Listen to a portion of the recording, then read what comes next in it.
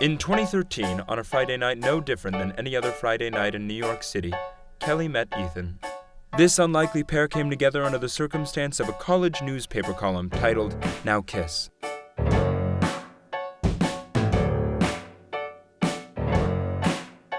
Kelly, a then CAS sophomore, was, as others would come to know her as, a writer, an avid tweeter, and a future cat lady. She would like to note that she once fed a squid to a dolphin, but more importantly, she is a vegan. Ethan, at the time, was a sophomore in Tisch, a fan of the outdoors, jokes, and drawing.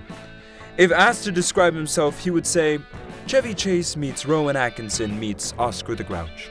These two were a part of a New York University romantic experience, something that went sort of like this.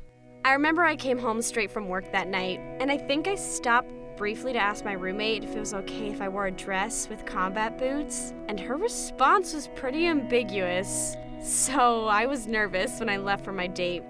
I watched a lot of Conan O'Brien on YouTube and gave up on trying to make my hair look nice. I put on a button-down shirt so I'd look all suave and cool and whatnot, but it was wrinkled, so I wore a hoodie on top of it, and that kind of ruined that. So he texted me saying he was rocking a hoodie and a bad haircut, which made me feel more at ease before meeting him. He seemed chill. I sat down and received a text message that said that she'd be both wearing a gray dress and about 10 minutes late, so I looked around for someone who was both wearing those clothes and in the very early stages of pregnancy. She came across as very nice right off the bat, and she was cute too. We were only supposed to meet for coffee, so I anticipated the meeting to last maybe 30 minutes, but then we talked for a while. And then we both realized that neither of us had eaten dinner and that we'd just both been too polite to say anything. So we went to this Thai restaurant, and then we just wandered around the East Village.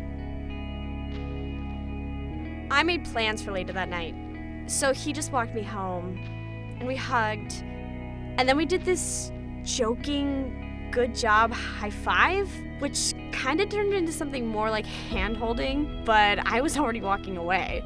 I'm bad at timing, but we made plans to see each other Friday.